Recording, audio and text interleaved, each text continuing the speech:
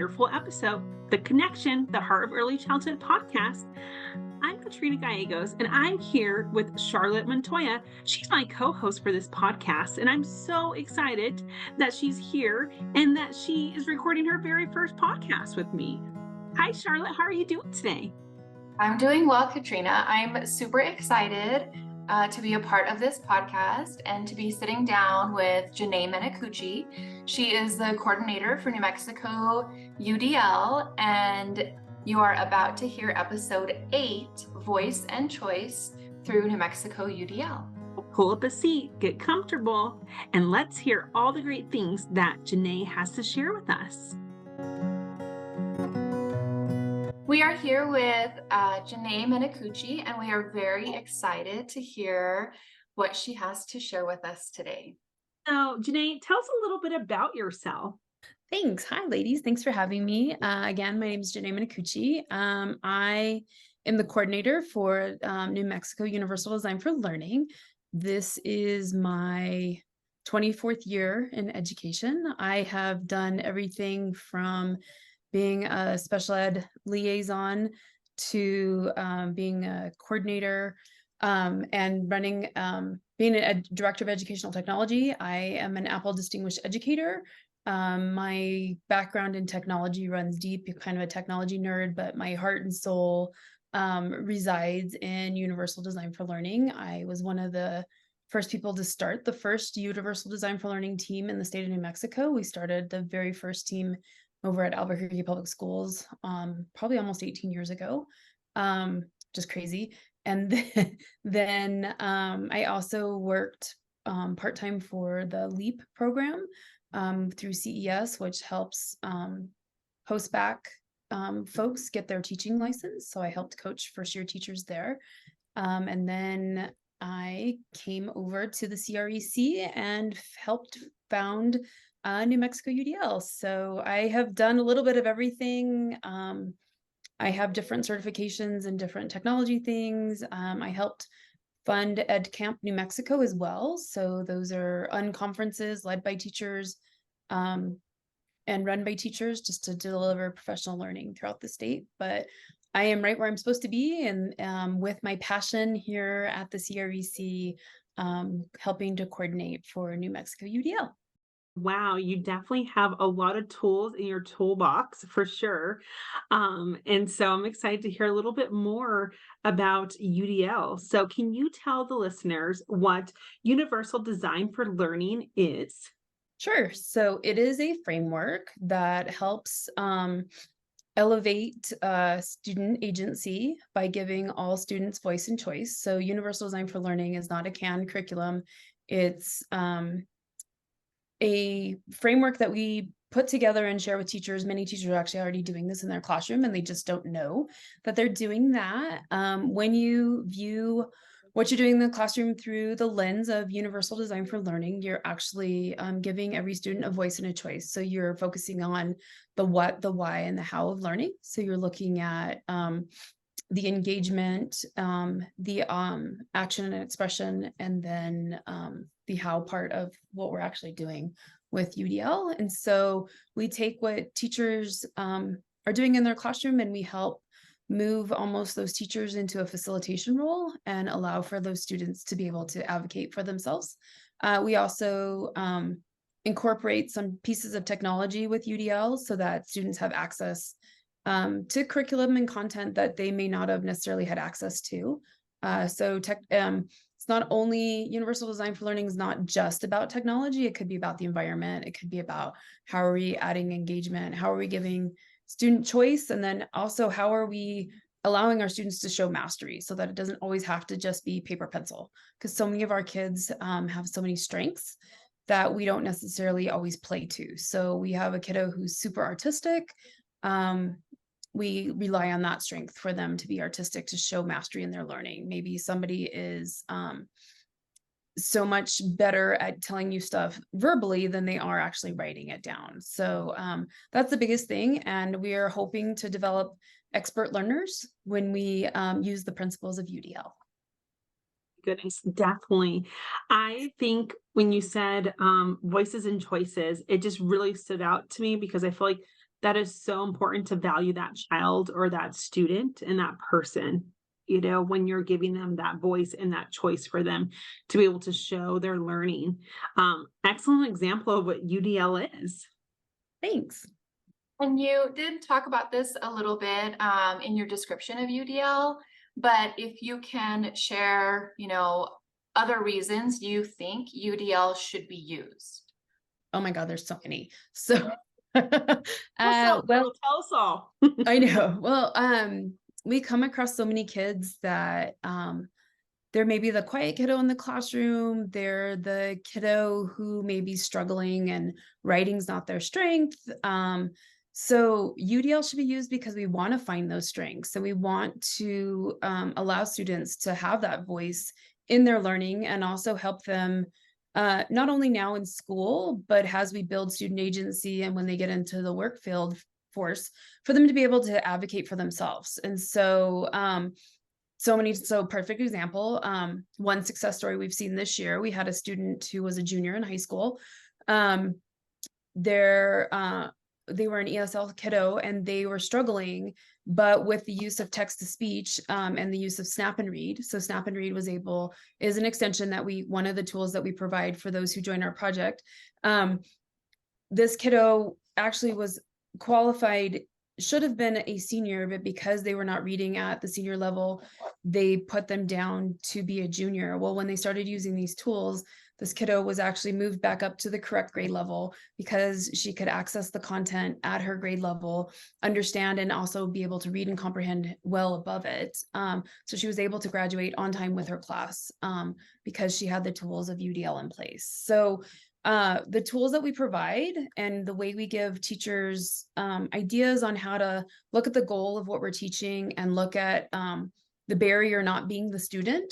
So looking at the lessons they're delivering and planning for barriers that might come into place. So if you have a student who's struggling with reading or struggling with writing, we might offer them Co-Writer Universal to support writing. We might offer Snap&Read to support reading. Maybe they're struggling in math. We might offer Equatio. But not only just the technology piece, we want to see where that student has the strengths. Are they artistic? Are they able to recreate what you're actually trying to tell? Can we take, instead of that traditional worksheet and making them do a worksheet, can we use that as a rubric?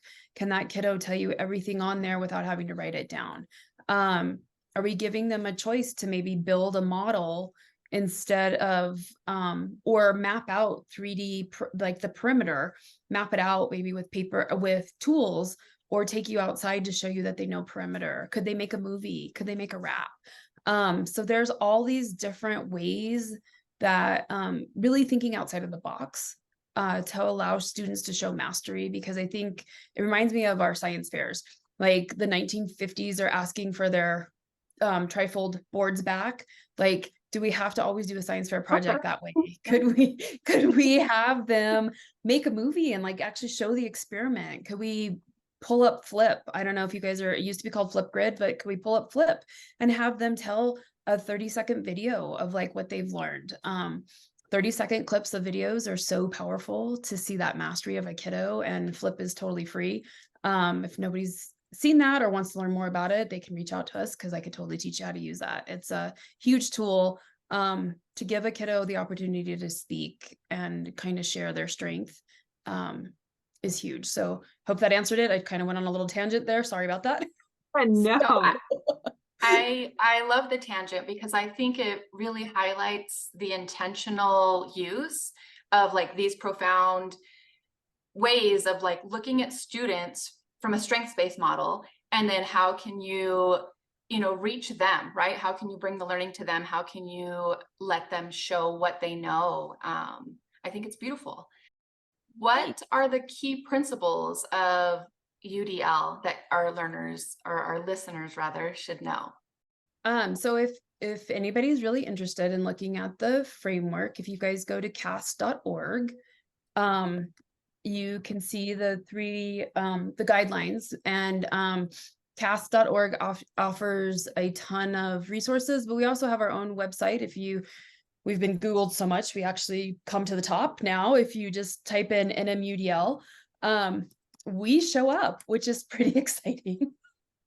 And that's kind of a cool thing. But the three principles, the guiding principles. So the one that people talk about the most is our engagement piece, or the what. And then when you dive into, so there's the affective network, the recognition network, and the strategic network. And so those are like big words for people, and they're like, oh, we don't know if we can necessarily cover that. But when you break it down and you talk about the why of learning, the what of learning, and then the how of learning, that's a little more manageable in chunks. So the why of learning is our big engagement piece. And so like, why are you doing this lesson?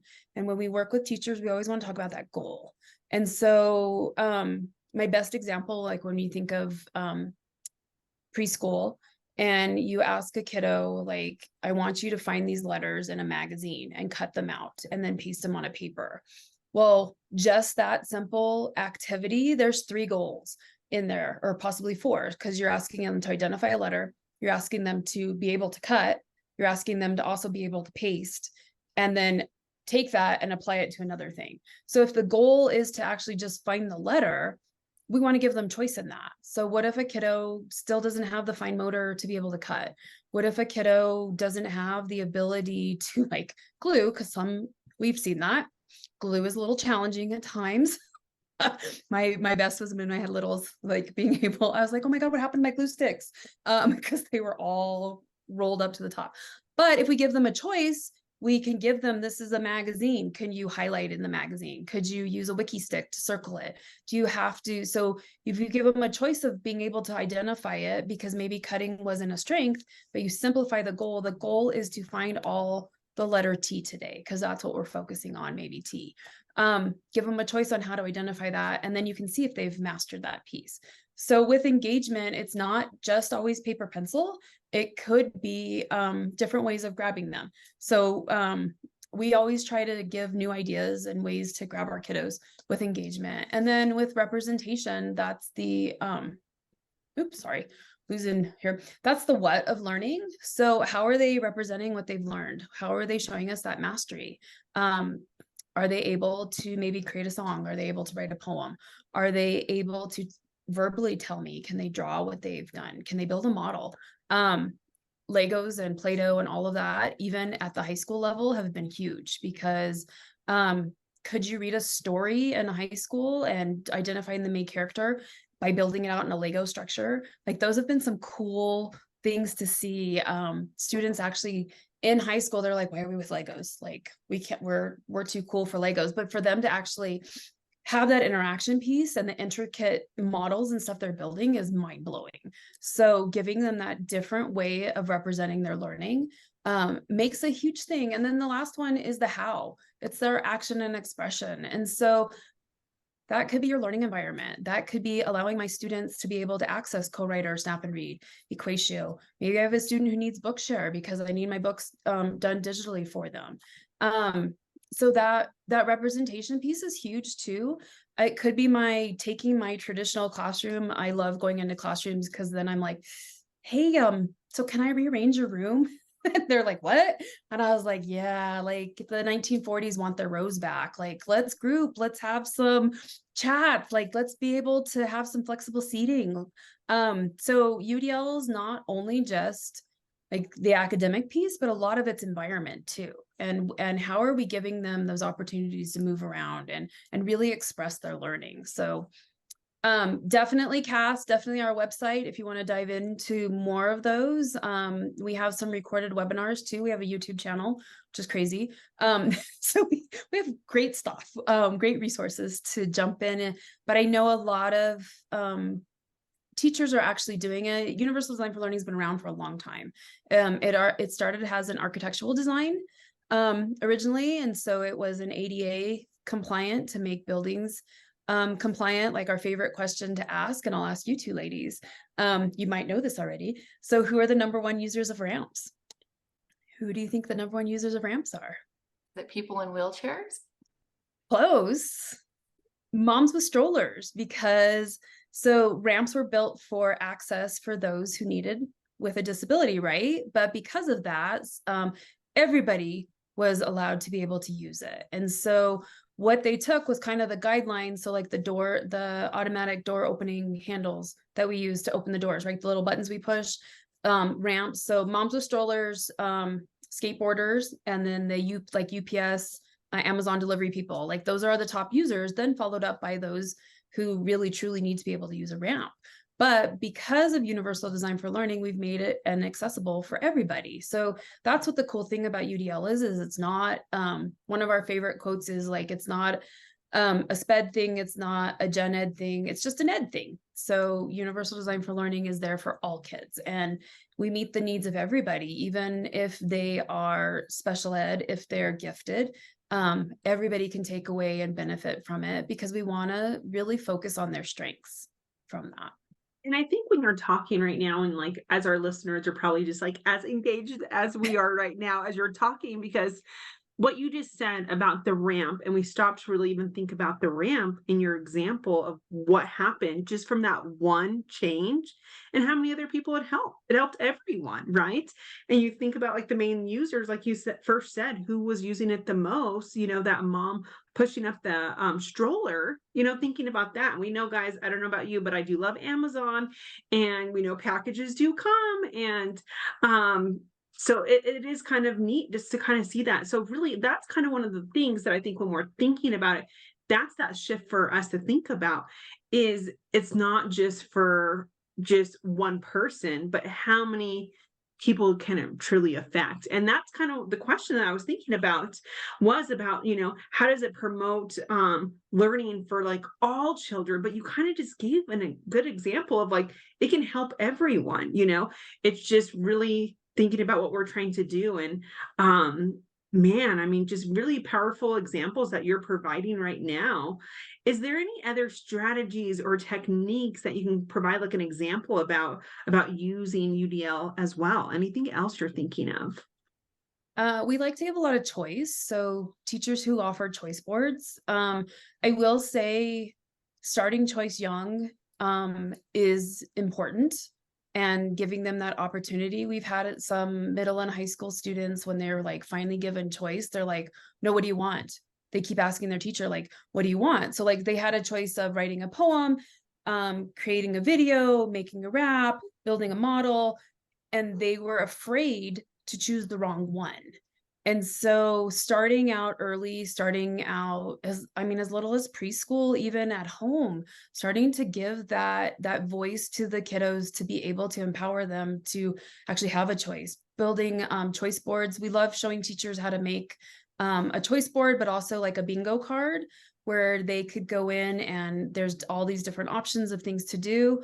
It also helps teachers with planning, because you're taking away a lot of that workload. You're taking stuff off your plate because you're empowering your students to be able to show you that mastery piece. And so, but really starting to say that again, because I think that's so powerful. And we're always worried about like our planning periods, right? Are we going to get enough planning? But say that again, because listeners, we really want to make sure that we're listening for this one. Absolutely. Well, when you view what you're doing in the classroom through the lens of UDL, you really are taking stuff off your plate. You're empowering your students to take charge of their learning, and you're giving them that choice. You're not taking as much home either to grade, because you can do that formal observation or grade stuff as it's coming in. Like I said, the example of like taking those worksheets. Worksheets don't have to be everything, but you can change that into a rubric. And then see if your kids, how did they meet these things? And it'll blow your mind, because so many times our kids know more than they're able to just give you on that worksheet. And so I love UDL because I feel it hits all learners, especially my quiet ones, because we all know in our classroom, we have those ones that they are active listeners. They want to see what's going on. They will take it all in. And then all of a sudden they'll be like, I want to share something, but maybe you've already moved on to the next piece. So it also allows for some wait time for you as the teacher, because it gives you that chance to step back and kind of observe what's going on and see how your kids are building as a community or independently, or giving you a different light of looking at that kiddo. We've been incorporating edu protocols a lot this year with UDL. if you, we just did a cafe on it last month, so we will have that recording up here soon.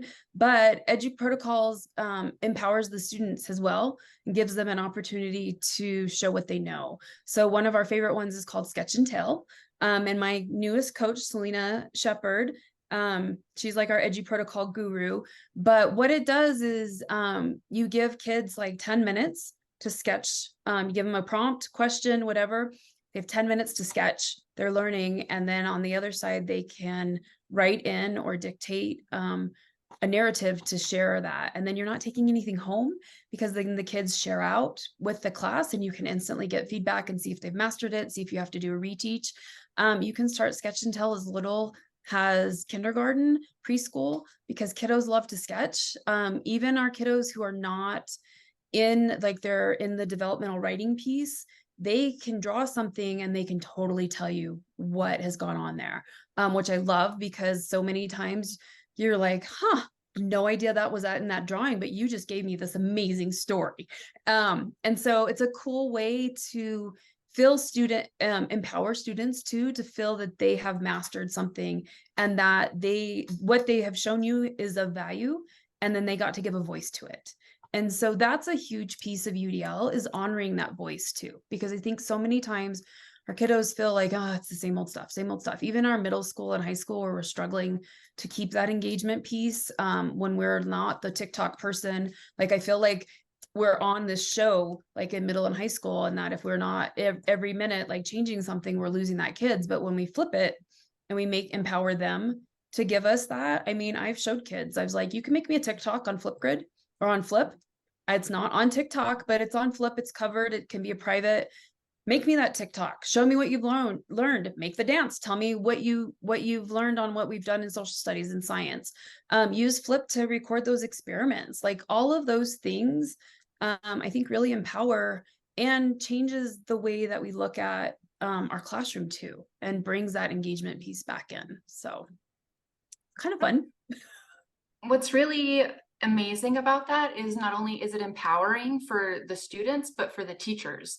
Like, you're giving the students a tangible way to like express their mastery and see their mastery like for themselves, and taking things off of teachers' plates as far as planning. And as you're talking about it, I'm like literally taking notes, and it's exciting as a teacher, because how exciting is taking worksheets home and checking them off, but how enjoyable would it be to watch your students put on a production or build with Legos or make a TikTok? Like, that is an enjoyable experience for the teacher as well. So this is super exciting. And the only other question I have about this is, what are some of the challenges and barriers? Like, this is all very exciting, but I'm sure there are some challenges to implementing UDL. Absolutely. Some of the challenges is change is hard, and to take that risk, the actual risk to, a lot of teachers are still very traditional, which there's nothing wrong with that, but baby steps. Take a baby step at a time. That's a challenge. And then they're afraid too, because a lot of it, once we've empowered these students, they want to use these tools on everything. They want to, and so it's a balance between, can I do this on state testing? Can I do this in classroom? So the assessment piece comes up. But I always say, take a baby step, do one thing at a time. One of my favorite ones is having kids build a meme. That's an easy UDL one. So show your learning through a meme. It's a great way to capture our middle and high school students' engagement in that, because everybody knows meme, right? So can you tell me what you've learned through a meme? And then with that comes other skills. So a baby step is a challenge. And then it's looking at our lessons and like what the actual goal is. So what is the true goal of your lesson? Like, what is the mastery piece? Our favorite thing we like to tell everybody, nowhere in the Common Core standards does it say every single thing has to be paper pencil, because it doesn't say that. And so when we kind of revert back to that and we pull back in this creativity and we give that freedom and that choice, you can start to see teachers, the like stress of it and like, oh my God. But then we talk about like, what are you doing? What are you already doing in your classroom? We're not going to do this huge, big project. It's not a big production, but what are you already doing? And then we work with them and say, look, you're already doing UDL. Like you offered a choice. Are you running centers in your classroom? Are you giving like rotations? Do they work in partners? Do you do group work? Does it have to be? So all of those pieces, like let's look at your environment too. Like I said earlier, are you all in rows? Do you have flexible seating? Can we sit on the ground? Can we go outside to learn today? Like that's all a choice, and environment change is fun too. I love for math because everybody's like, oh, it's so hard to do math.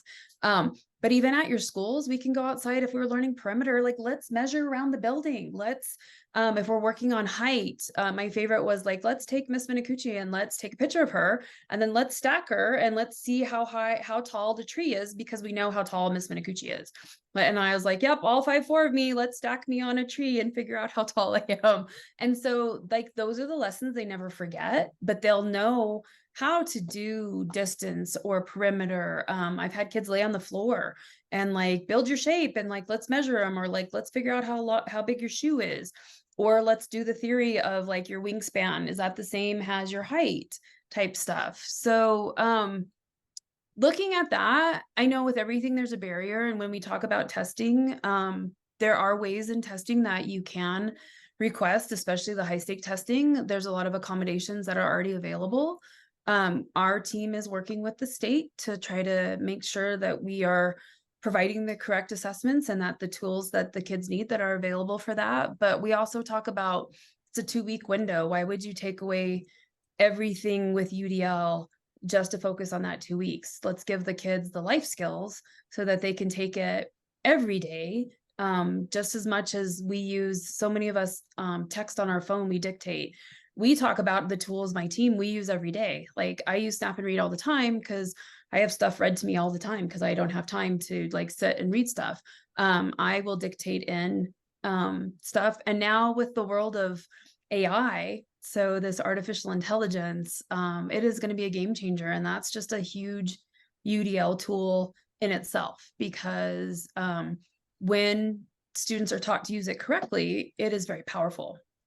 And it helps bring out all those different pieces. Our cafe this month, I don't know when this is coming out, but our cafe on the 15th has a teacher tool. It's from DFIT, and anybody's welcome to come on the 15th, but we'll also record it. But this is an AI tool that's just going to be a game changer for teachers, because you're going to be able to create content for all levels in your classroom at a click of a switch. And so you're not changing the rigor in it, but and the actual content, you're just allowing it to be leveled for all of your kiddos in there. So there are barriers, but I always encourage everybody start small, take one piece, and then you're also going to go, oh, I'm already doing this, or oh, okay, look what happened when I gave my kids the opportunity to work as a group, or so little things, and then you're just going to keep spiraling, and it's just going to keep growing. So it's been a lot of fun to watch unravel and evolve. And then a lot of our tools are collecting data too. And so with the data that we're using, we are seeing kiddos. So one of the tools we use is called UPAR. So it's an empowerment tool. But what happens is it shows students if they learn best through reading with their eyes or reading with their ears. And some of our best stories from the kiddos were when they tell us after they, so they read through some passages, they have the assistance of like a human reader or text to speech, and then they do a silent read. With that, the data comes. And then it's been really cool to see, especially in high school, because 2 kiddos in particular, one kiddo, like the teacher said he was below grade level, wasn't reading. He capped out at 12th grade. So he was a freshman, capped out at 12th grade.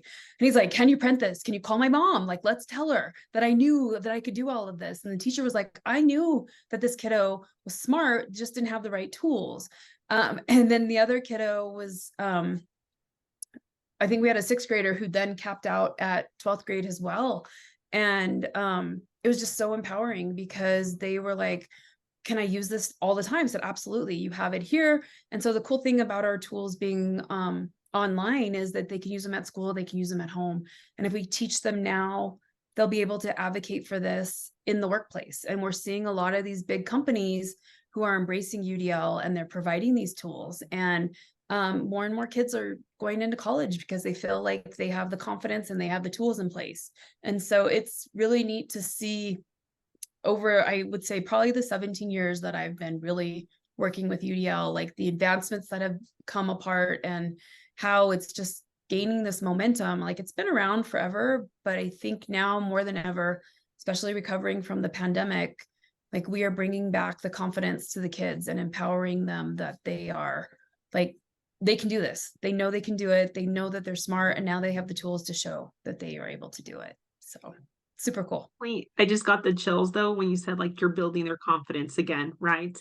Like that, I think in itself is so critical too for our kiddos, because it is so important. We want them to have that confidence. And when you talked about kids going into college, more kids going into college and having the tools that they need to be successful, and being an advocate for themselves, and you were saying like in the workplace, like you can just see how like this is all building on itself. And I'm just thinking, Charlotte, think about how many people we probably know that can benefit from UDL.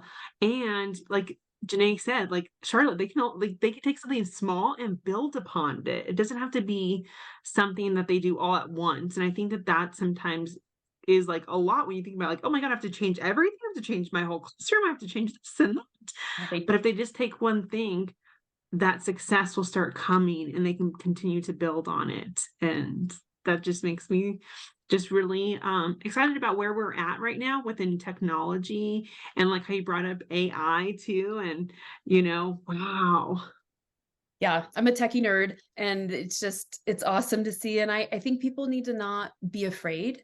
I think we're already behind in education in that aspect. And so when it's done correct, and when you embrace it and you show kiddos like the power of it in the correct way, I think we're only going to continue to make those advancements. I mean, like if you guys needed to fix something, what's the first thing you do? Where do you go to get something fixed? YouTube, right? That's where I go, Charlotte. I'm not sure about you, but I will say, said it before. yeah, YouTube is probably one of the most powerful tools out there. Yeah, there are some stuff that we have to filter through, but I will tell you 95% of the people in the world use YouTube. And so that's where AI is starting to move in, because people are starting to go to GPT chat, these other Diffit, all these other different tools out there, because they are using, so it's not a matter of cheating per se, but it's a matter of teaching students how to use it in a correct way. I've seen students take their writing and ask for feedback on it, because maybe they didn't have somebody at home to give them feedback on their writing. So they've written it and they've taken it and put it into GPT chat and say, could you give me feedback? How could I improve this? And it's really cool. So it's all about the questions you ask in it. I've had students take math problems and they've taken where they're at and they've asked, where am I missing in this step in the math problem? Because so many math problems, as you get higher up in education, if you miss a step, it throws your whole problem off, right? So they've laid out what they've done, and then they've asked, where am I missing? And it'll go through and it'll give them step by step so that they can actually learn.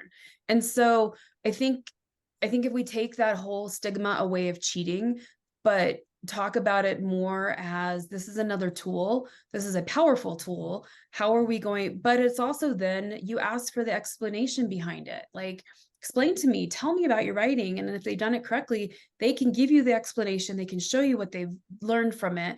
They can also tell you about their piece of writing as well. So I think it's all about how we approach it. And that's the power of UDL. That's also why in our project that we do, we call it a project. We don't call it an initiative, because in the state, a lot of things, when you hear initiative, it's like, oh yeah, it's just going to be here for a minute. It's a drive-by. We're here to stay. We're not going away. And I think the power of UDL just is that it's very powerful, and it's an advocacy tool and a game changer for so many students, not only students, but also educators, because a lot of the educators we work with, they are like, can we use these tools? I'm like, absolutely, you can use these tools. They benefit. My team, we use them all the time, and we tell all the teachers, because anybody we work with, all the educators and the students both have access. And so we tell the teachers, it's the best way for you to learn it as well, is to be able to use these tools. But know that it's as easy as dictating into your phone too, which I think is game changer for so many people as well. And I think another testament to the power of UDL is I asked a question about challenges and barriers, and you went into all sorts of technology tips and how to use hands-on learning and how to teach children as they become adults to advocate for themselves and know what accommodations they might need or know what tools help them to learn and express their mastery. You've already discussed this quite a bit, but can you tell us a little bit more, tell the listeners more about technology that can be used to support UDL? Absolutely. So I talked about some of the tools that we provide. So there's some paid stuff out there, but there's also some stuff that is free. And so with every piece of every device that's out there now has built-in text to speech.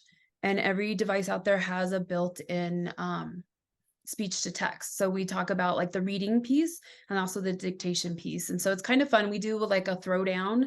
The big throwdown between the three big pieces of software right now are Apple, Google, and Microsoft. And they actually compete against each other. But built into all three of those is the ability to do dictation. And built into all three of those is the ability to have so dictation is what we call like speech. So you're speaking to text. That's the speech to text part. And then there's also the text to speech where you can highlight and have text read to you. We also provide, so the company Text Help has some extensions. And so folks in New Mexico are able to, who are part of our project, they get Snap&Read Universal, which is the reading part. They get Co-Writer Universal, which is the writing part. And then we have found a few things for math, but Equatio is one of the top ones to support the math. It'll help students who struggle maybe with writing out the problems or putting those pieces in. There's also a math software type piece through Microsoft. But many times all of these programs, so if you're working with Flip, if you're working with Nearpod, if you're working with a lot of different programs out there, many times they have what is called an immersive reader. And so if you look for an immersive reader that can take any of your text and have it read back to you. The other thing that we love to, and we almost, like our goal for New Mexico UDL is to have Bookshare accounts in every school in the state of New Mexico. And so the cool thing about Bookshare is if you qualify, there's 3 ways to qualify for Bookshare. If you have a learning disability, if you have a visual impairment, or if you physically can't handle a book. Essentially, if you are in school, if you're in kindergarten through college, this is a free federally funded program, and students get access to basically like a Library of Congress. And so it is simple. You can read a book on your phone, on your computer, on an iPad, on a Kindle, on pretty much any device through that. And so with that, you're just leveling the playing field for those students, and you're giving them access to that grade level content. And so that's a huge piece of UDL when we speak with technology, because technology has now really leveled that playing field for those students who may not necessarily have been able to access that grade level content. But if they hear it auditorially, they can understand it and comprehend it. Because you all know we typically have a higher listening comprehension than many times we do have the ability with, like, when we're decoding, to comprehend while we're reading. And there's also a new cool device out there from Orcam that it looks like a little, maybe like this big. It's like a little, almost like a size of a pencil. And the device will scan handwriting, it'll scan stuff off a board, and it'll just read it directly to our kiddos. And so we're super pumped. We think we get to pilot some of those devices here in New Mexico. So we will report back with you all to see how the Orcam's working. But with the AI and the power of technology, UDL is just going to continue to grow leaps and bounds. I highly recommend everybody update like their phones and their devices, especially Apple. That is the number one thing that they update anytime they push out an update is their accessibility features. And I know Google is getting a little more advanced, but Microsoft and Apple are kind of head to head in the accessibility features right now and how they can support all of our students. So not only when we talk about UDL, we also talk about accessibility. And so when we as teachers present in our classrooms, we want to make sure that if we have a student who learns best auditorially or a student who learns best visually, we want to provide both pieces of those to them. We want to give wait time.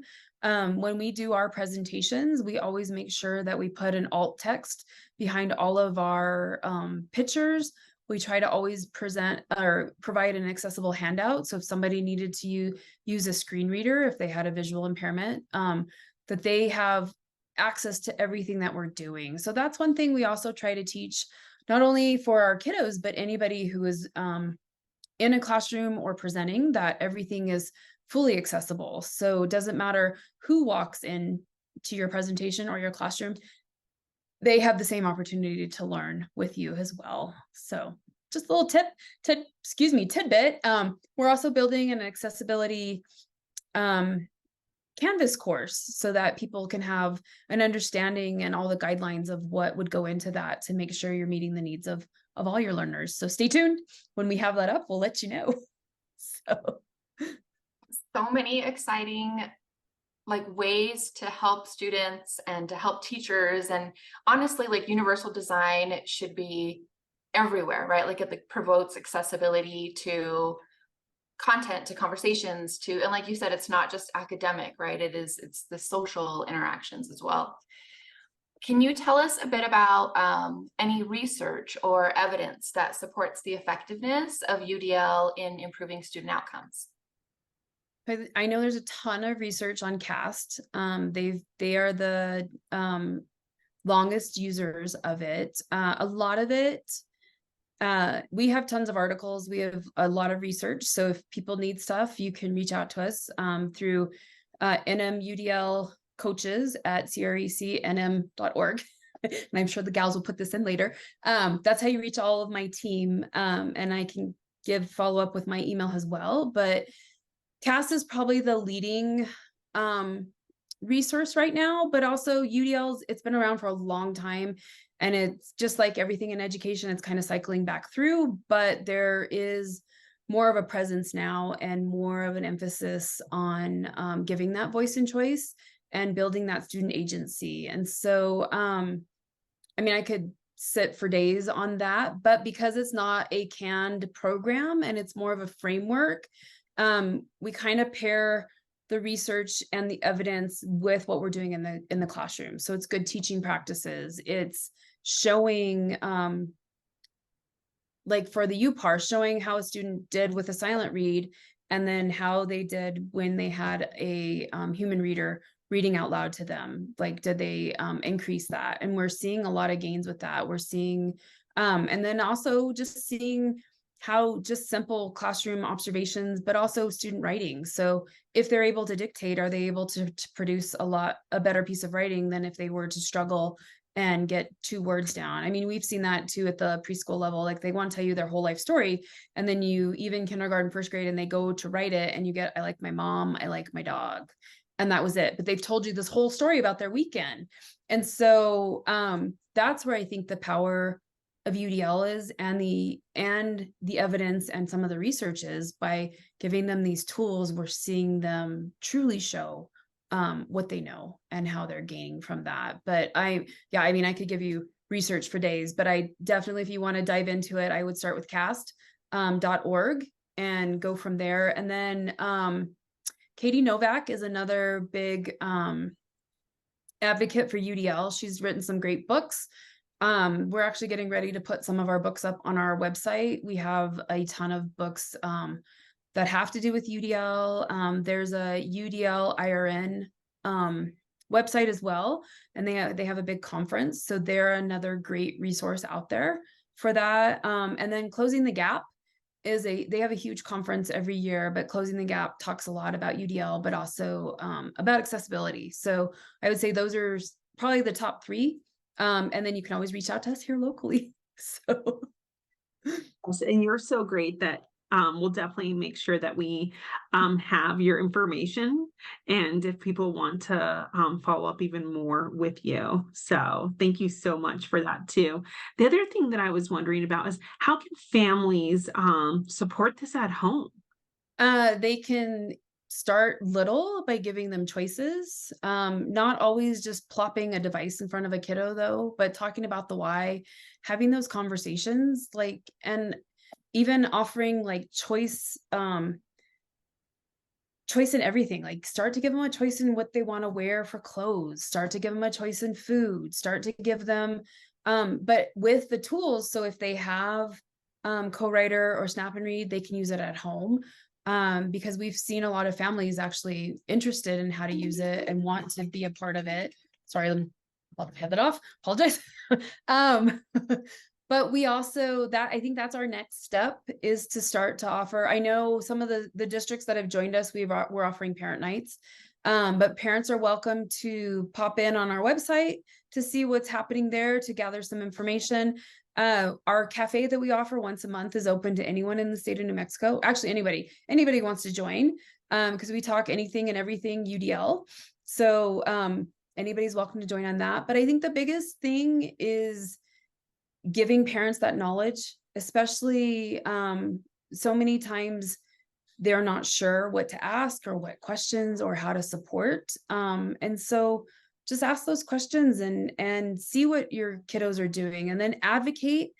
Because when they're little, sometimes you have to be the advocate. So ask your teacher, can my kiddo show you a different way? Like, we know they're struggling with writing, but can we make a project? Can I make a video? Could I have them make a song? Could they do a dance? Could they build you a structure in Legos? Could I build it out of clay? Like, how can I help you see really that they know this concept or they've mastered that? And so I think the more that we encourage those out of the box thinking and different ways of showing what we know, and allowing parents to understand too, because so many parents still like, well, I learned math this way. We memorized multiplication tables the entire way.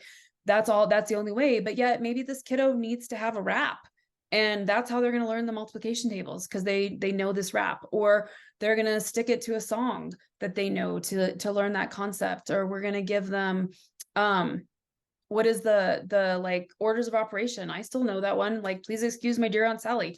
I've known that forever, but it's like the whole, like, that's the thing that has stuck in my head. And my kiddo, when I was teaching her that, she was like, you are nuts. And I was like, nope, you won't forget it. Sure enough, she's like, Mom, that was great. Totally remember that. But those are the little things that we can encourage parents to help our kiddos.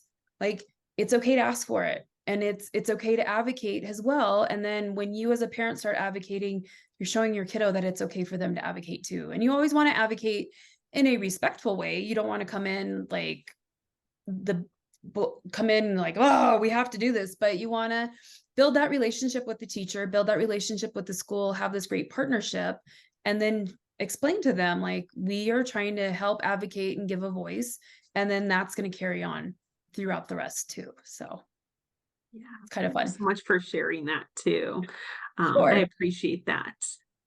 Yeah. Absolutely. And so tell us what your hopes and dreams are for our children.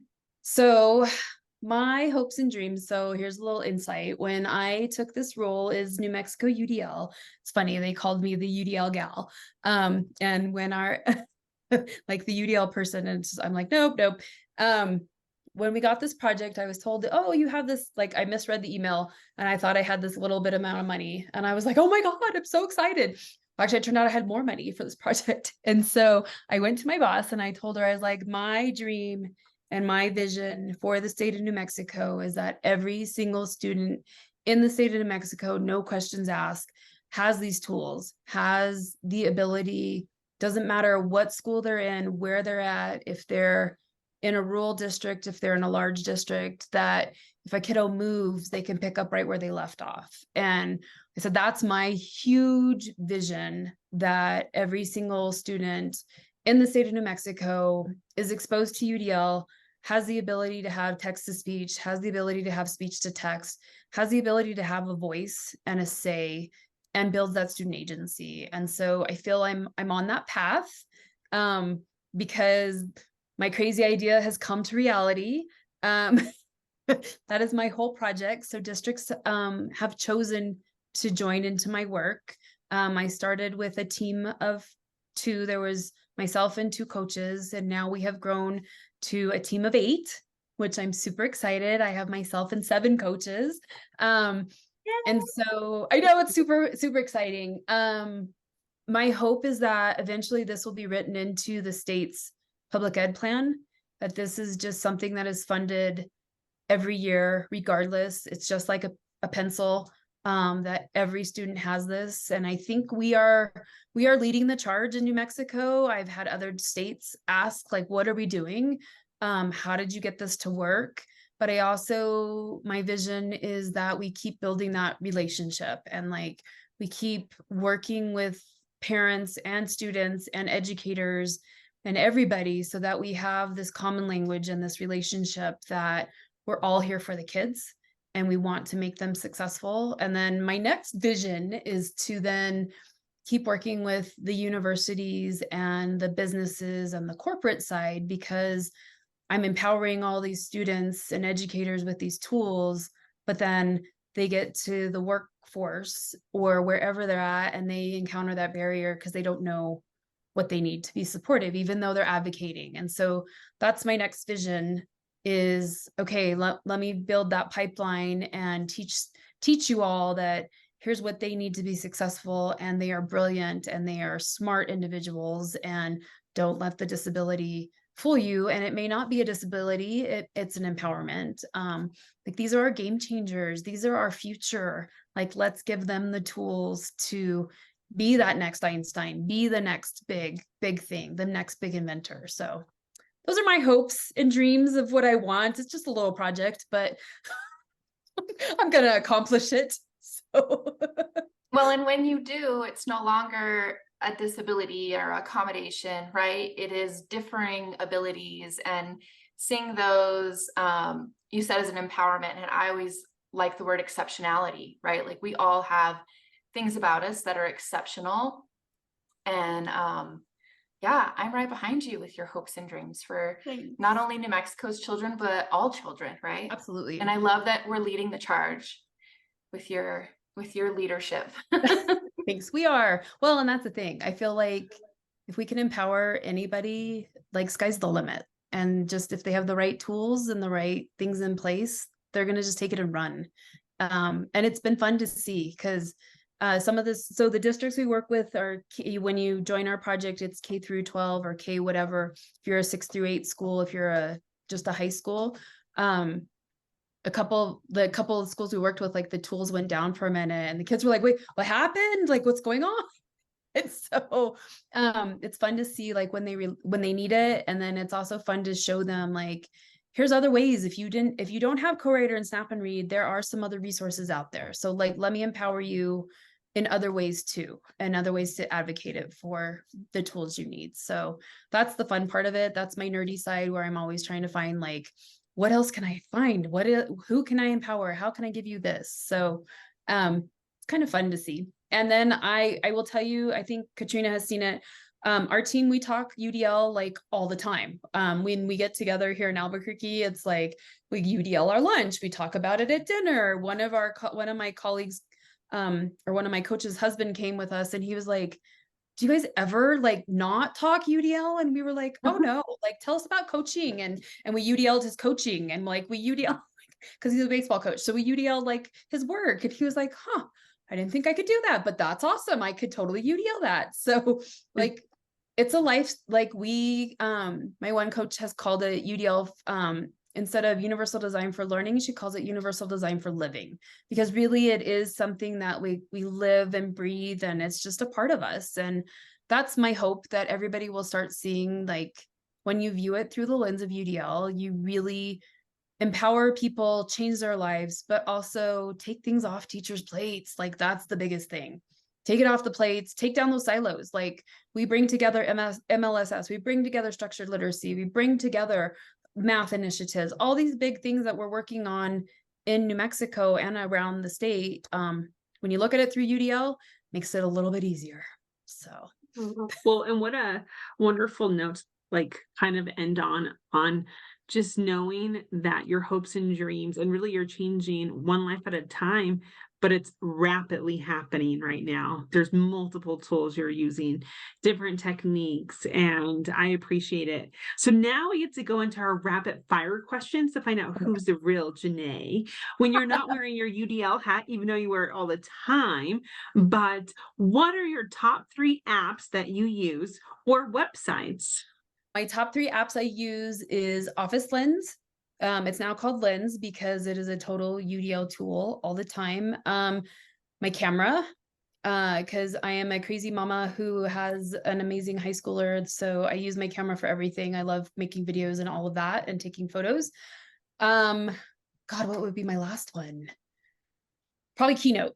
I love Keynote because Keynote, it's like PowerPoint and Google Slides, but it is so powerful. There's so many fun things you can do in there.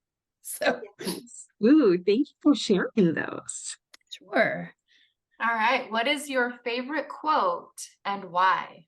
My favorite quote, probably the one by Steve Jobs. It's kind of a long one. It's my favorite one to share when I talk about teacher education.